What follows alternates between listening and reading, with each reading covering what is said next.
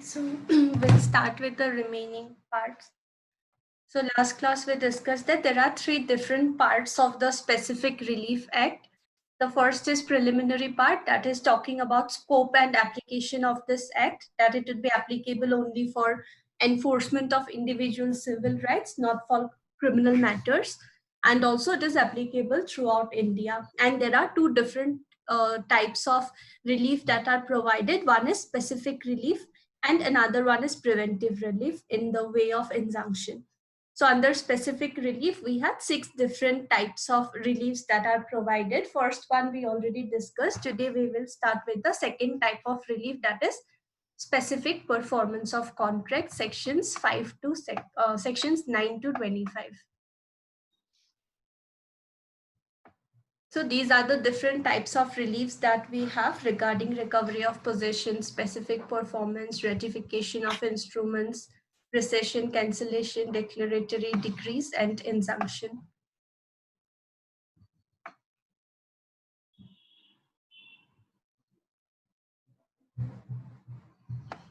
So the section 4 that says that this is applicable only for enforcement of individual civil rights. Now, the first type of specific relief that we have is recovering possession of property, sections 5 to section 8. It is applicable both for immovable and movable properties. For both, we are having two sections. For immovable, we have 5 and 6. First one is when the person is the owner of that particular property and someone else is wrongfully occupying that property, he can have a right to recover that possession from the person. And second one is regarding a person who is having only a right of possession, not ownership. For example, in case of a lease agreement, rent agreement, etc. So here it would be 6 months time period would be given to file a case and recover the property. Here it would be 12 years. In case of movable property, it may be for recovery of specific movable property by trustees, baileys, etc. They would also have same type of rights. Just like owners, they can file a case and then recover the property and then get the work done for what purpose it was delivered to them.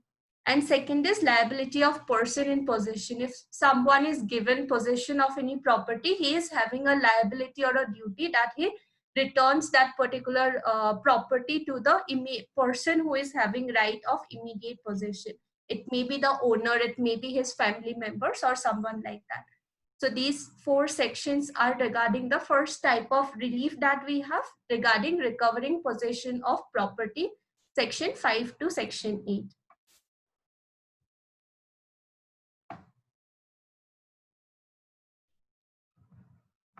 So in this one, what happens is that they are occupying possession or ownership of that particular property. They are illegally staying in that property or illegally occupying that property. So today also we will get one thing regarding property, but that would not be regarding possession. That is something different that we will get. So this was specifically when a person is holding possession of that particular movable or immovable object, what all rights would be available. So next type of specific relief that we have is under chapter 2. So it is under chapter 2. It talks about specific performance of contracts. There are again some subdivisions like specific performance of contracts which can be specifically performed, which cannot be specifically performed, persons for or against whom contracts may be specifically enforced, and enforcement of awards or directions to execute settlements. So these are the subtopics that we have under this type of relief that we have. So it is specific performance of contract under chapter 2 of the act, and it is sections 9 to section 25 of the act. So under contract act, what we have seen that if a contract has been violated, the person is entitled for the compensation that is mentioned. If a compensation is mentioned in the agreement, directly that compensation, if it is not, they would try to calculate for the immediate loss that the person has suffered because of breach, and accordingly compensation would be given. So under contract, what happens when two parties enter into a contract for fulfillment of some like obligations or something like that. If it is violated, the person is entitled to get compensation. It may be mentioned in the agreement itself, or maybe they would mention a method of calculating the compensation or loss, or maybe it would be determined based on the situation. But usually what happens is that compensation is provided in case of breach of contract. But why we need specific performance of contract is because sometimes what happens is that monetary compensation is not enough to undo the loss that a person has suffered. Even though it's simple contract that the parties have entered, what happens is that because of breach of that contract, the loss suffered is like very big. We cannot just compensate it in terms of money, or maybe it is something that the person cannot, like get it from somewhere else.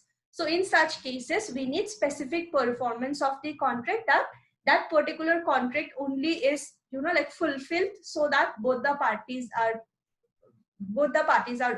like okay with the contract. So sometimes what happens is that the contract is of such a nature that specific performance of that contract is only the solution that we have, but providing compensation is not a solution. So in such cases, a person can file a case under Specific Relief Act for specific performance of the contract under any of these sections.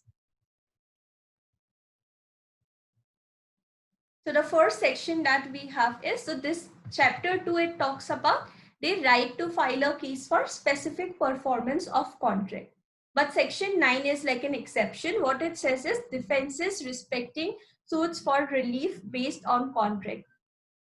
So even if a person files a case for specific relief under specific performance of contract under chapter 2 of the act, what happens is that if a person is having some other defenses, any other defenses, he can still make use of those defenses.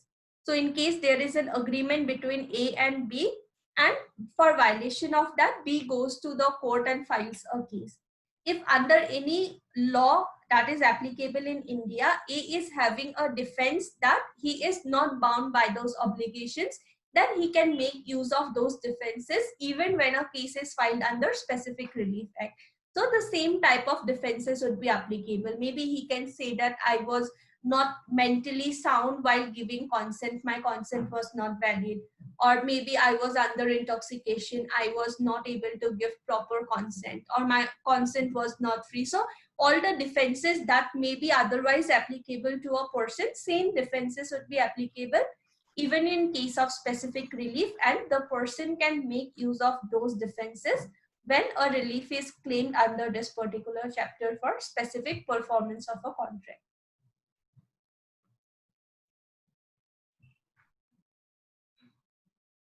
So this is the first thing, specific performance of contract. It is section 9 that says whatever defenses are otherwise applicable, same we can make use of even a case is filed under a Specific Relief Act. So the next part is contracts which can be specifically enforced. In what all cases or how can we specifically enforce contracts or contractual obligations? So there are 3 sections, section 10, 11, 12, 13. So there are these sections that talks about contracts which can be specifically enforced. Now, when we talk about specific enforcement of contract, so obviously a question might come that who will enforce the contract? Is it the contracting parties who will have a right to specifically enforce the contract, or who will have?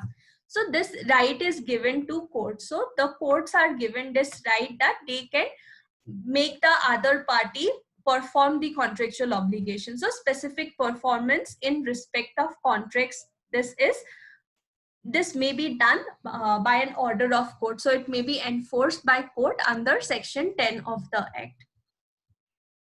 Next is section 11 that says cases in which specific performance of contracts connected with trusts are enforceable. So it is only mentioning about any type of contract that a trust has entered into. So what will happen in case a trust enters into a contract and then later on is not willing to fulfill their obligation? So what will happen? How can we enforce such a contract that is like made by a trust? So cases in which specific performance of a contract is connected with trust. So how it will be enforced? There are two sub clauses that they have mentioned in section 11. First is, except as otherwise provided in this act, specific performance of a contract shall be enforceable when the act agreed to be done is in performance wholly or partly of a trust. So if there is a trust that enters into an agreement or enters into a contract for performance of anything under their, like obligations of that particular trust, then what we can do is that we can specifically enforce those obligations. For example, if there is one particular trust, take for example, there is one particular trust that is working on preservation of culture of minorities in a certain state. So what is their main purpose? They want to preserve the culture of minority communities in a certain state. And for that purpose, what they have done is that they entered into a contract with cultural department of that particular state. And they said that this is our, like main purpose. This is what we want to do. So take, for example, they took us.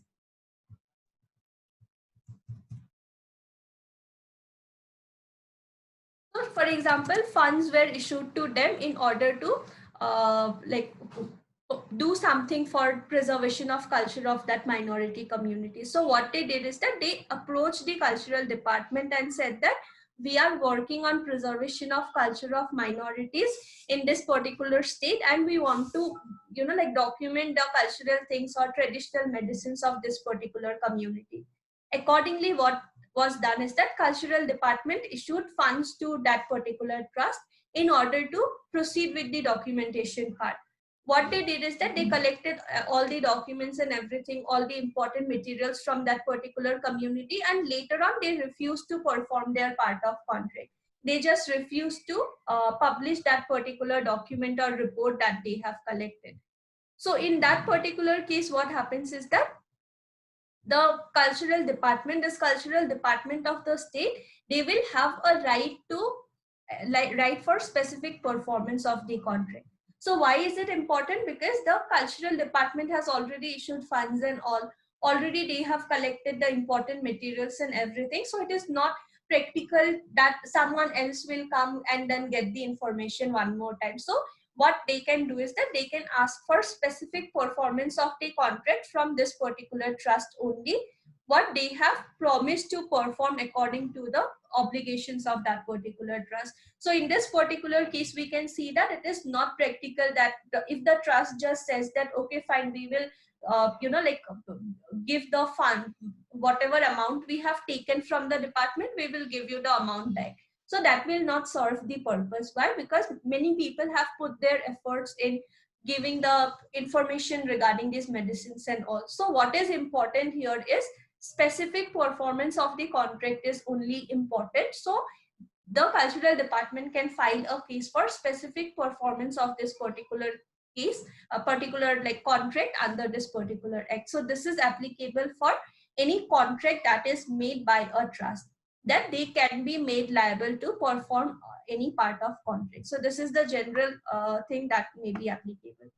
Now, sometimes what happens is that in a trust, there may be many trustees, many members would be there, right? So in a trust, if for example, there are like 5 members,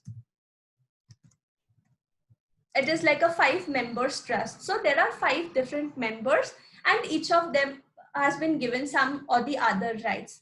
Now what happens is that a person makes a contract. So what is the second clause? A contract made by a trustee in excess of his powers or in breach of trust cannot be specifically enforced. Now, for example, there is a trust with 5 members. They are having right to take a decision in reference to this trust, but what happens is that that decision has to be a collective decision. Other members should be informed about it and then collectively they should take a decision. But they are having a right to take a decision regarding the trust. What happens is that there is, for example, one building that is just a vacant building is there of this particular trust.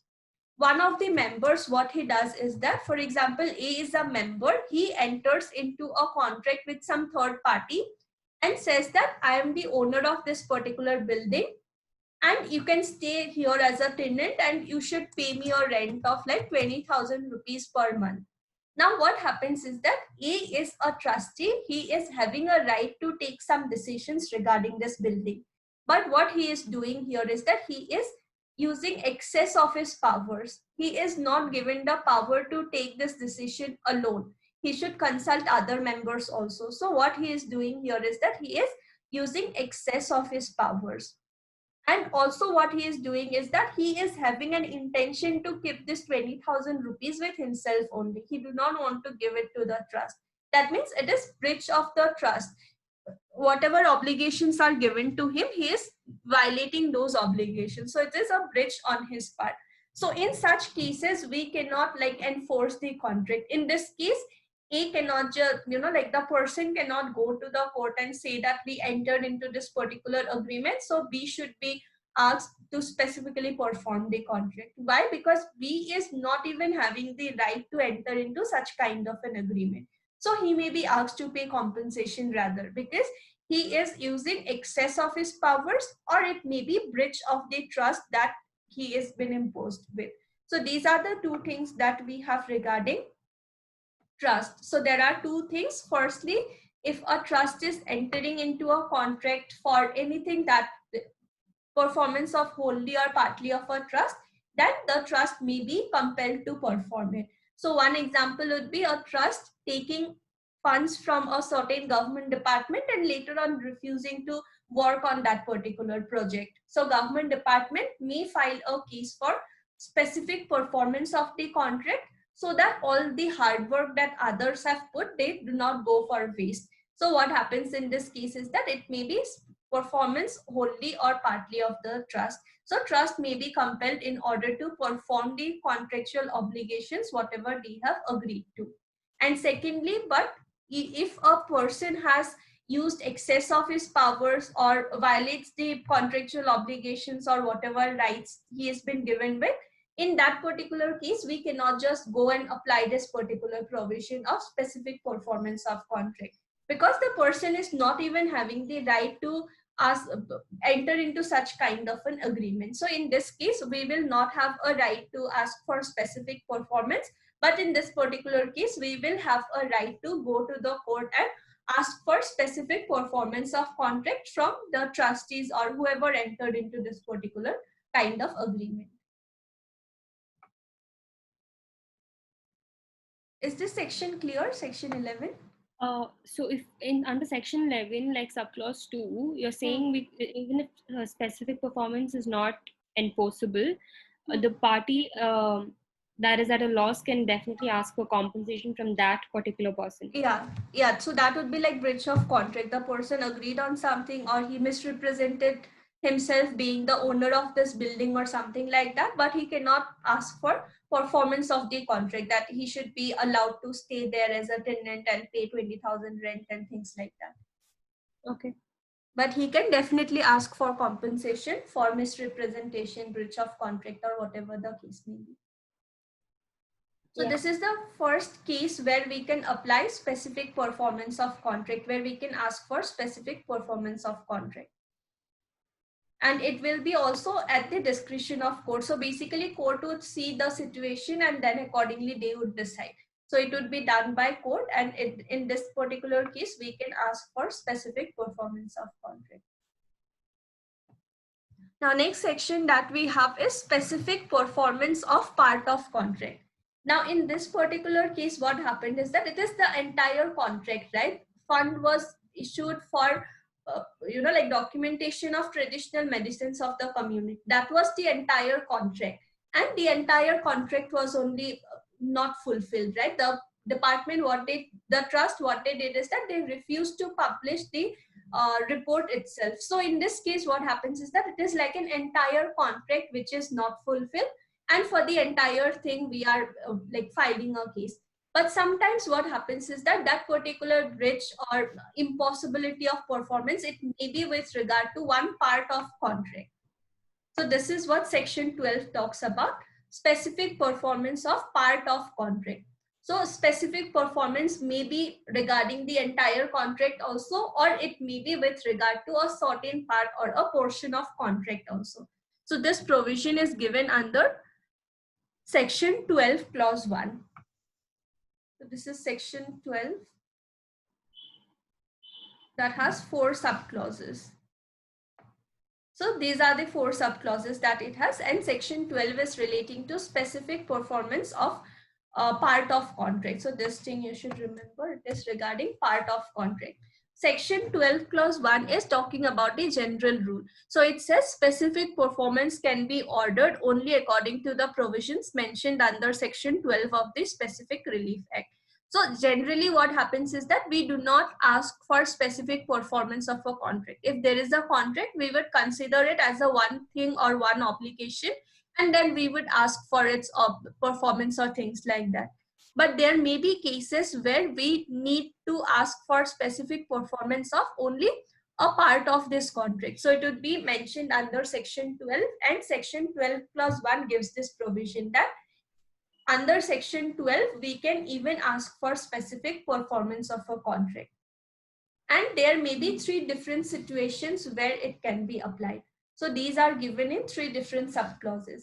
Section 12 clause 2 talks about performed part is small, unperformed part is small, unperformed part is big, unperformed part can be separated. Now, for example, there is a contract between A and B. What will happen in this particular case is that they are having one contract between them, one contract that they have entered into. When we are saying part of contract, that means in this particular contract, one part is performed.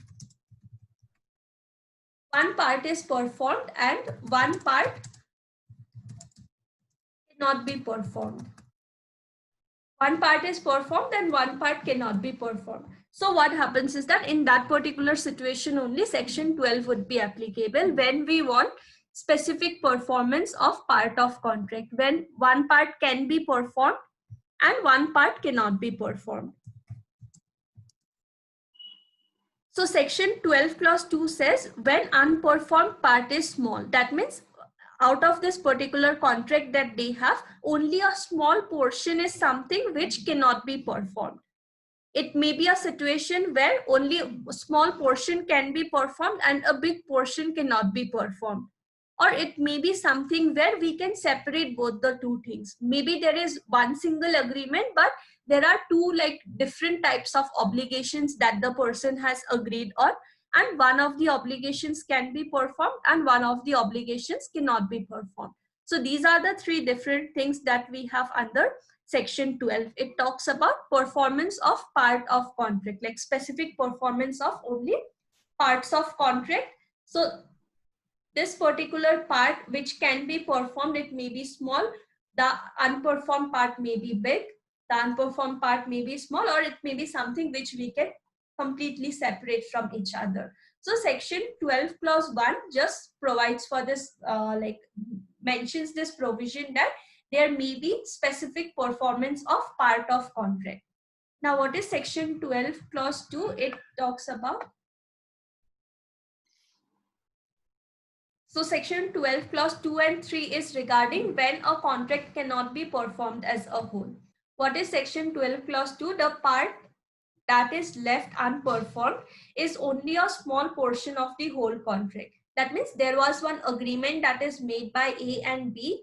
Out of this complete agreement, only one small portion cannot be performed, but the remaining part can be performed by the parties. So what court may do is that court may, at the suit of either party, direct performance of that part that can be performed and direct for award of compensation in money for the unperformed part. So in this particular case, what happens is that one small portion of the contract cannot be performed. And for this small portion which cannot be performed, court will say that you can pay compensation for the small portion, and for the remaining part you can perform it. That means we are asking for specific performance. So if there is one contract where one small portion cannot be performed, court will say that you can pay compensation for the small portion, and whatever can be performed, you can perform this part accordingly. For example, if a school makes a contract with a vendor for supply of fabric for school uniform, Also, the vendor promises that I will get the clothes stitched, and also in case you need any alteration or anything, I will send my tailor and get it done within 2 days. But what happens is that they can perform one part of the contract, that the tailor will be there available to buy the fabric, supply it, and then get the clothes stitched. But what happens is that he will leave job 2 days before delivery. That means he will not be available for any alteration that may be required. So in this particular case, what happens is that a major part of the contract can be performed. So what the school can do is that the school can ask for performance of this major part, and then they can ask for compensation for the remaining part. If they had already made the payment, they can ask for return of that particular payment or something like that. So what they can do is that specific performance of the major part which can be performed, and for the small part which cannot be performed, we can ask for compensation on that particular part. Is this clear? Section 12 clause 2. Yes, ma'am. So section 12 clause 1 is providing for the general rule that we can even ask for specific performance.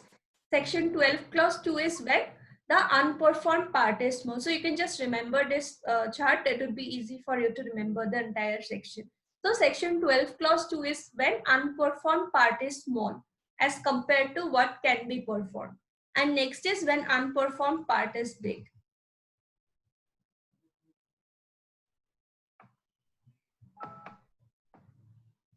So sometimes what happens is that in under a contract, one small portion only can be performed, but a major part of that particular contract cannot be performed. So in that particular case, what the court can do is that in the previous one, case can be filed by either of them. Case may be filed by the school also, or it may be filed by the vendor also for specific performance of contract. If school is filing, court may direct the vendor that you can supply the fabric, you can get the clothes stitched and all of that, and then you can make compensation for the alteration part. If vendor is filing a case, then the court may direct the school that you can, take fabric from the vendor and then get the clothes stitched and everything, and for the remaining thing you would get compensation. So here what happens is that case can be filed by either of the parties because it is only one portion which is unperformed. But here what happens is that case cannot be filed by the defaulting party. That means the tailor cannot go and file a case that, a vendor cannot file a case for specific performance of the contract because majority of the part is something that he cannot perform. So what happens is that here case can be filed only by the party who is suffering loss. If he goes to the court and files a case for specific performance of the contract, what court will do is that court may direct the other party to perform that part which he can perform. So whatever small part can be performed under the contract, court may direct that you can perform this particular part, and for the remaining part you can give compensation to the person.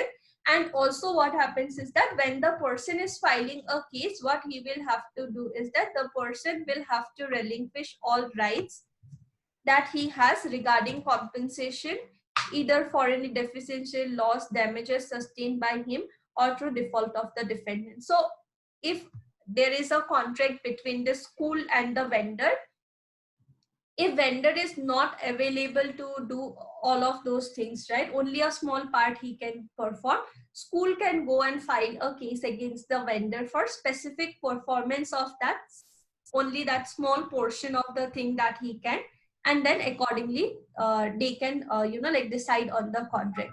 So the rights to file a case would depend in, when it is small part, then either party can file a case, but when it is a big part, only the person who has suffered loss can file a case, but the party who is at default, he cannot file a case in this particular situation.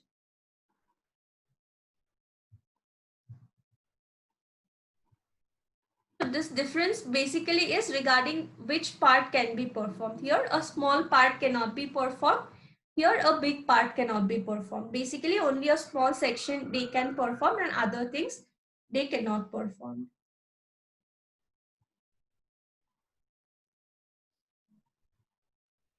Third thing is unperformed part can be separated. So sometimes what happens is that under one single contract only, the parties have made, like 2-3 promises or 2-3 things. So what will happen is that whether we can separate those obligations or not. For example,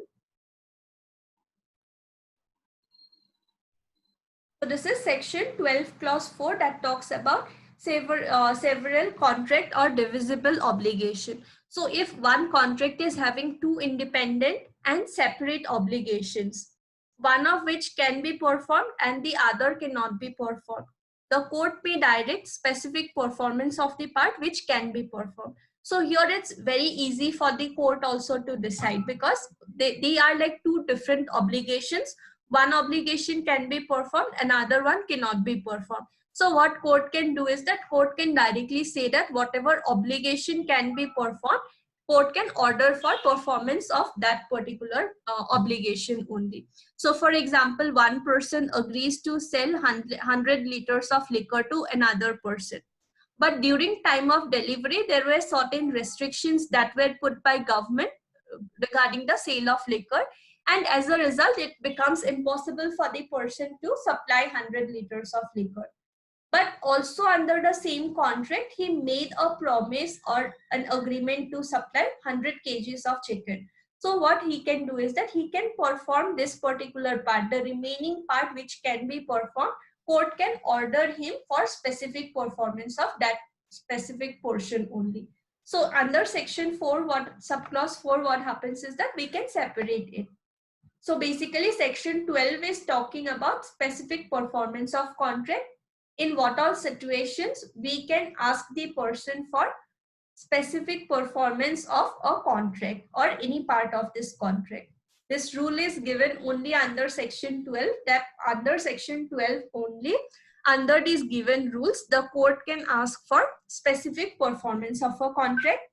First is when the unperformed part is very small, and what can be performed is a majority of the contract. So in that case, court can ask whatever you can perform, you perform it. For the remaining one, you can provide compensation. If the unperformed part is a big or a major portion of the contract, the person who is suffering loss, he can file a case, and then court can ask for performance of those small parts, and for the remaining part he may be compensated. And also the person will have to relinquish all other rights that he may have regarding compensation or any other things. He will have to relinquish all other rights that he have. And in case of unperformed part can be separated, so doctrine of separability can be applied, that if we can separate the obligations that a person is having, what happens is that only what can be performed, that obligation the person will perform. What obligation cannot be performed, the person will not perform that particular part. So is this clear, section 12? Yeah, ma'am. So the first part is when the unperformed part is small, the court will order for compensation because it's not that like it's only a small part. Subclause 3 is when the part is big. It's either up to the party whether he wants to accept the money or not. Is it? Yeah. So it will be on the party who is suffering loss. The person who is at fault, he cannot go to the court and say that I can perform this small part of the contract, so I should be allowed to perform. So here case can be filed by either of the parties, but here the defaulting party do not have this right. The other person only can ask for specific performance of the contract. If the other person do not want, then he can ask for compensation also for the entire thing.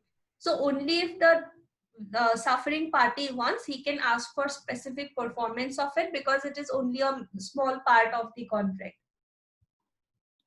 So subclause 3 is when the unperformed part is big. Yeah. And what if the party that's at loss does not want compensation and wants only specific performance, but the defaulting party is not able to perform it specifically? Defaulting, no. So this is applicable only when the defaulting party is able to perform that small part. If it is something where performance is only not possible, then again the compensation thing only would come, like impossibility of performance would come. So here what happens is that the entire thing we cannot perform, but we can perform some of it. It may be Okay. one application, it may be small part, it may be a big part, but something we can perform. Okay. So if it is like we cannot perform the entire obligation only, then so it would be like impossibility of performance compensation we can ask for. But here at least some or the other part we can perform. It may be a small part, it may be a big part, or it may be one of the obligations, one of the many obligations that they are having. So regarding specific performance of contract, it is section 12. Section 12 clause 1 is providing for general rule. Section 12 clause 2 is regarding unperformed part is small. When major part we can perform, only small section we cannot perform. Your case may be filed by either of the parties, and then the court can ask for specific performance of the part. And for the remaining part, court can provide compensation.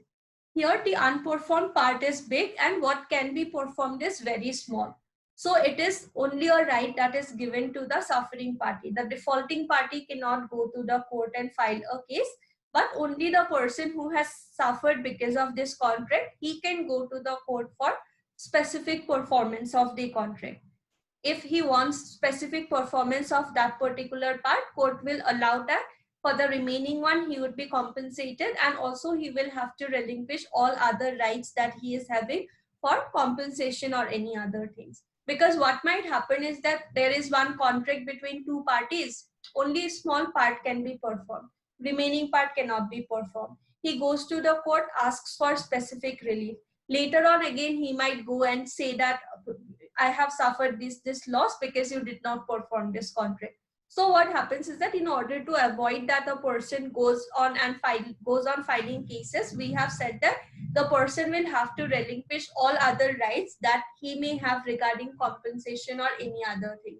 So he cannot later on say that because you performed only this small part of the contract, I suffered these losses. I had to pay more money to someone else to get the work done or things like that. So he will have to give away with all the other rights that he is having. And last one is when we can separate those obligations that a person is having. Even though it's one single contract only, the obligations are like completely different from one another. Like supply of liquor and supply of chicken. Both of these are two different obligations.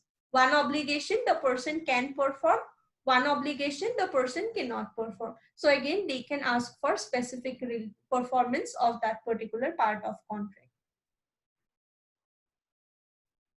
So you can try to remember this particular chart so that it's easy. Unperformed part is small, unperformed part is big, unperformed part can be separated. Here only the suffering party or the victim will have a right to go to the court and ask for specific performance. The defaulting party cannot ask for court's order for specific performance of the obligations.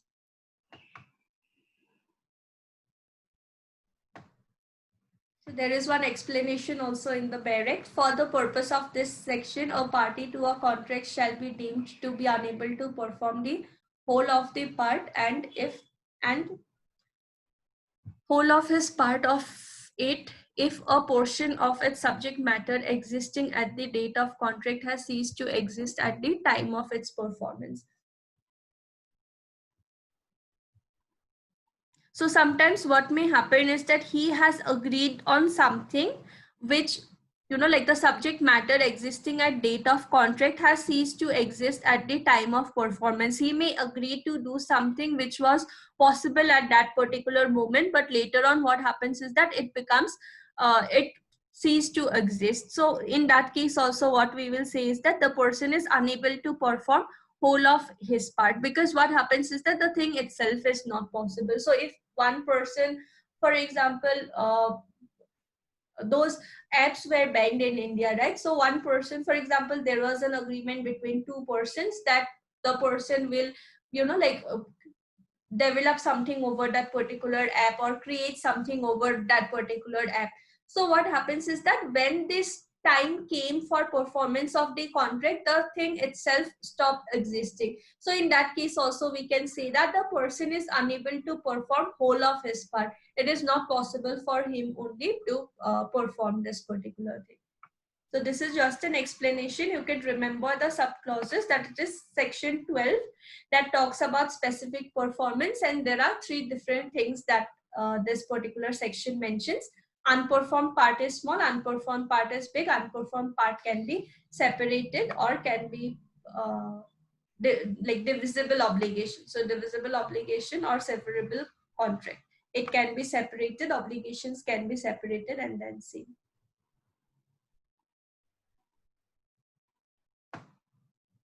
So specific performance of contract, section 9, it says that whatever relief or defenses a person is otherwise having under any law, same would be applicable even in case of specific relief. And section next part talks about contracts that can be specifically enforced. So section 10 says it is court that would ask for or enforce the specific performance of any contract. Section 11 is regarding trusts, that if a trust enters into an agreement for performance of something, then what happens is that the other party can also ask for performance, specific performance of the contract, because compensation might not help in certain cases. But if in case of trust also, trustees have entered into a contract in excess of their powers or breach of trust, then in that case we cannot ask for specific performance of the contract, because the person is legally not even entitled to perform that particular part what he has agreed to. Section 12 is talking about specific performance of part of contract. So it is only under section 12 that we can ask for performance of a part of contract. It may be major part, it may be a small part, or it may be like one of the obligations out of like 2-3 obligations, one separate obligation which may be asked to be performed.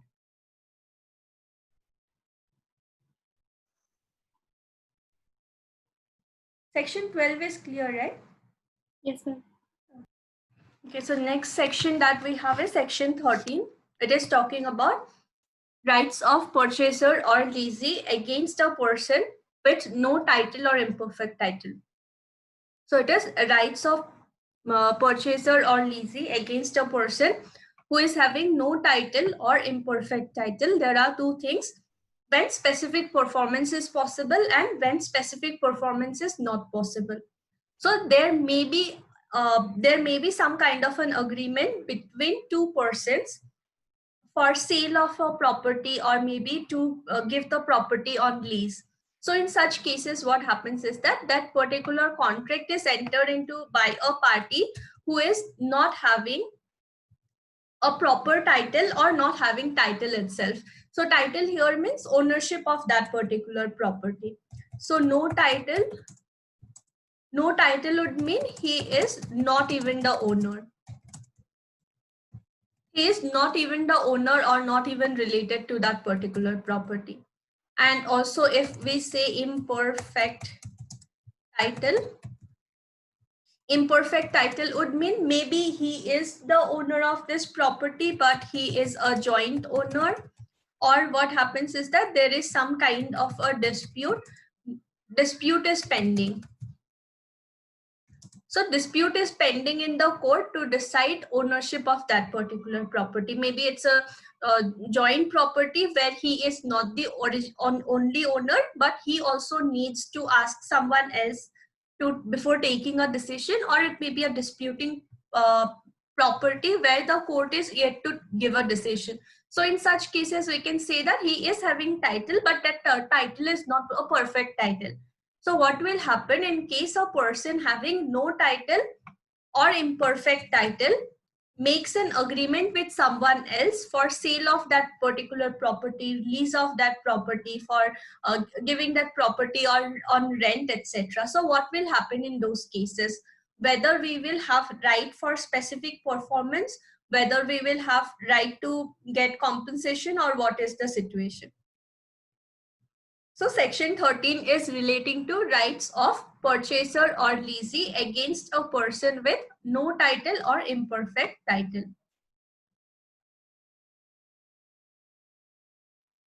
Okay. And for this particular thing, there may be two situations when specific performance is possible, and sometimes it may so happen that specific performance is not possible in that situation. Yeah.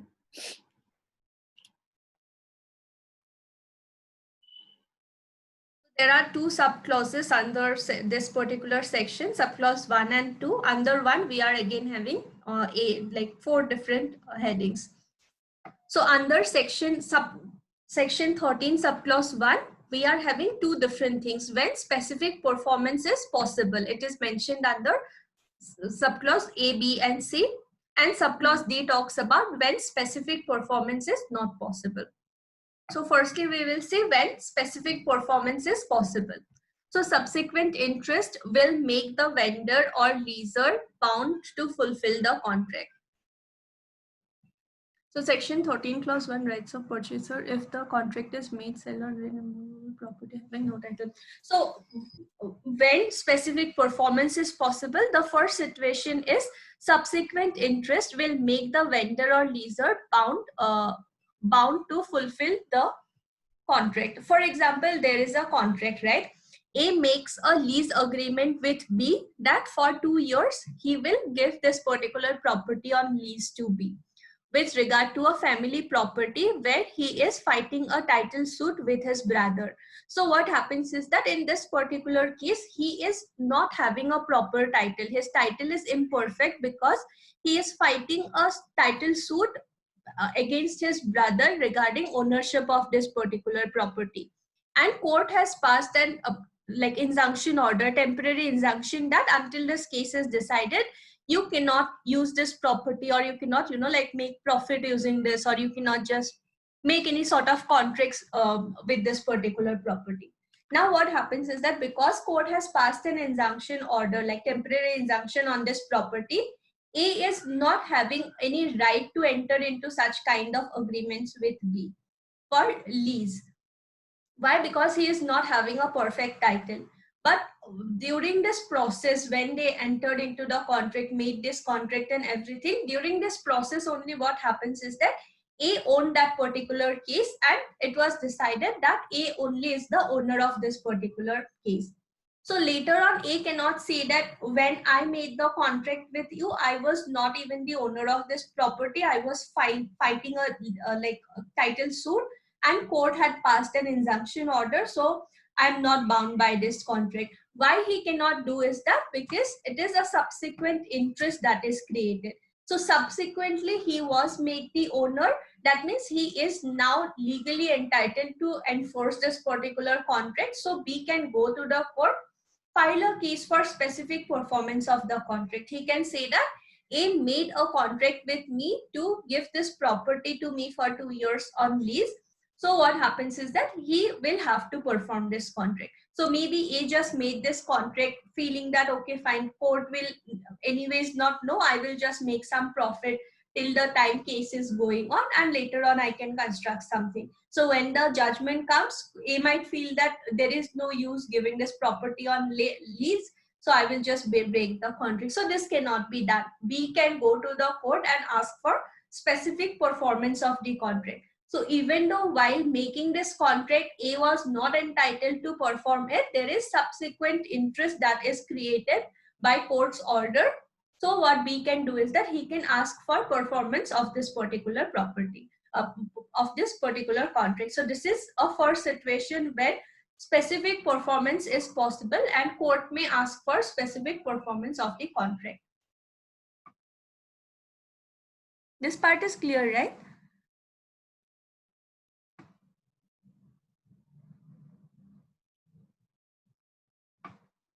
Yes, ma'am. So next is occurrence of concurrence of other is necessary, where the other one is bound to concur at request of the vendor or leaser. The purchaser or leasee may compel them. So now what may happen is that in the other one, what happened is that the person was not having a perfect title. but later on an interest was created and he was like entitled to perform the contract. What happens in this particular case is that, take for example, there are two owners of a property. A is 80% owner and B is 20% owner. So this is a jointly owned property. But under the purchase agreement, what happened is that they both agreed that because A is 80% owner, he only will have the right to take any decisions on the property. But it is just for formality that he need to take permission of B. Maybe written permission he need to take. But whatever A says, B cannot refuse to it. Why? Because A is 80% owner of this property. So this is an agreement between A and B that both of them are having.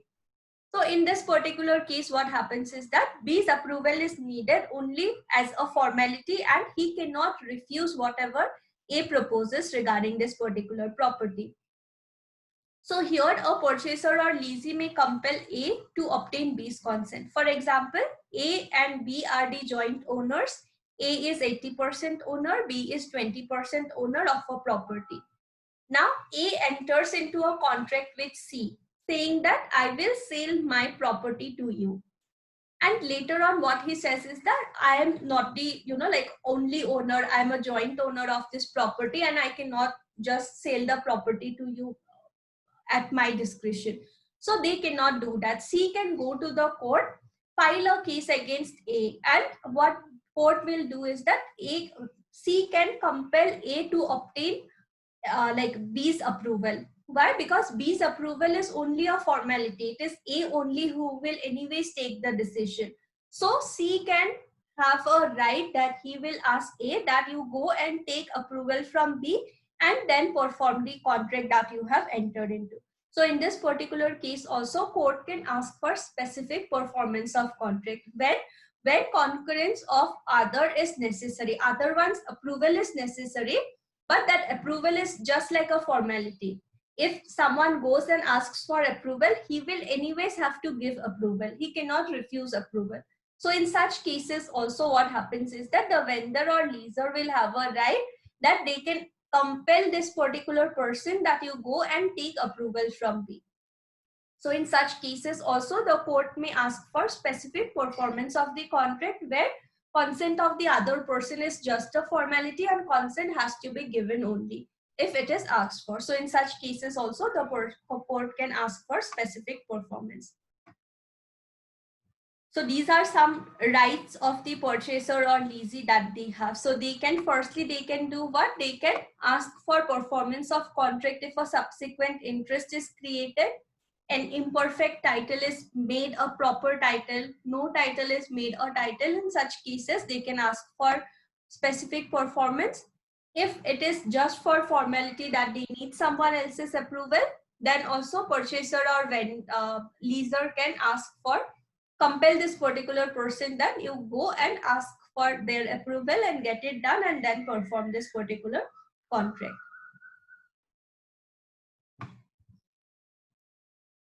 Is this part clear?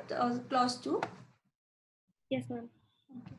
So in third case, what happens is that where the vendor possesses the professes to sell unencumbered property, but the property mortgage is okay. So now what may happen is that sometimes there may be a sale that a person wants to do. For example, A is the owner of a land, but what happens is that this particular land is mortgaged in order to get a loan of 6 lakhs. That means he has obtained a loan of 6 lakhs rupees by mortgaging this particular plot of land. Now, otherwise, he is the owner of this particular land, but because this land is under mortgage, he cannot sell that particular plot of land to someone, right, without approval of that bank or other financial authority. But what A does is that he enters into an agreement with B for sale of that particular property for 20 lakhs. But he did not disclose that this property is under mortgage or anything like that. He just he just made B believe that he is the owner. This property is clear from any any legal issues or anything like that, and this property can be sold. So what he agreed is that he agreed to sell this property for 20 lakhs rupees and did not inform anything about the mortgage. In this particular case, what happens is that B has a right that he can ask A to release the property from mortgage and get it transferred to B. But this will happen only when the sale amount is more than the loan amount, so that the person can make use of this money and release it from the mortgage or whatever, for whatever purpose it has been used. So in such cases, if a person being owner of the land but it is under mortgage or something like that, he do not disclose it to the other person, just enters into a contract for sale or anything like that, and this particular amount is more than the loan amount, what the other person can do is that the purchaser can ask him that by using this money you get it released from this mortgage and then get it transferred to me. That means again we are asking for specific performance of the contract. But again, one condition is that this amount should be more as compared to the amount for which the property is kept under mortgage. So these are the three rights that a person is having, that a purchaser or a leaser is having, that he can ask for these things. In these three cases, he can ask for specific performance of the contract. So this part is clear, right? In case it is kept under mortgage and the amount is more, then he can ask for release of it and then accordingly transfer of that particular property to the purchaser. So these were the three situations where specific performance is possible. Now, when specific performance is not possible, so where the vendor or leaser, so the specific performance of the contract and the suitor is. So in these cases, what happens is that even though the title was imperfect or there was no title, there was some subsequent interest created. The person subsequently became owner of that particular property and became entitled to perform the contract. Here also, the person obtained consent and then became entitled to enforce the contract. Even here, he released it from the mortgage and then became entitled to perform the contract. But it's not the situation that always the person would, eventually get title or ownership of the property and then can enforce the contract. Sometimes what happens is that sometimes the person may get ownership or may be entitled to perform, but sometimes what happens is that his title may still remain imperfect or he may still not have any title over that property. So there may be cases where specific performance is not possible.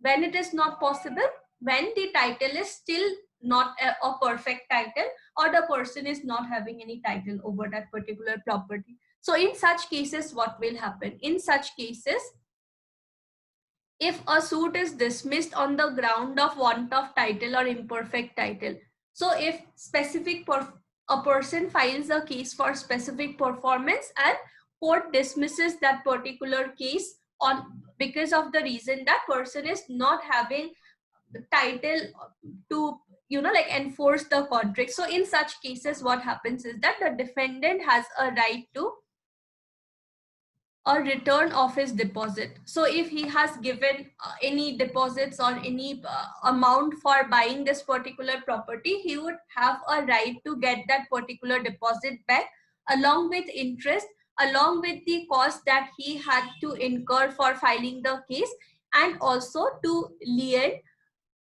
for such deposit. Until the moment deposit is given, he also has a right to use that particular property. For example, if it was a lease agreement, the person already started staying there and later on he came to know that the title is not proper title, contract cannot be performed, so he can say that you can pay me the deposit or only then I will clear vacate this particular property. So he will also have a right to lien also, and all the other compensation and everything, he will have the same type of rights if specific performance is denied by court because of no title or imperfect title of the person. So he will have right to get back all the deposit, interest, any cost that he has incurred and any of that. And clause 2 says that this provision of subsection 1 will also apply to contracts for sale or hire of movable property. So it is not just for immovable property, but even for movable properties also this provision may be applicable. If there are two joint owners of a single car, they make an agreement to sell that car or to give it for, like to someone or for a specific time. So in such cases also this particular provision may be applicable. So it would be applicable not just for immovable properties, but even for movable properties. Is it clear, section 13? Yeah.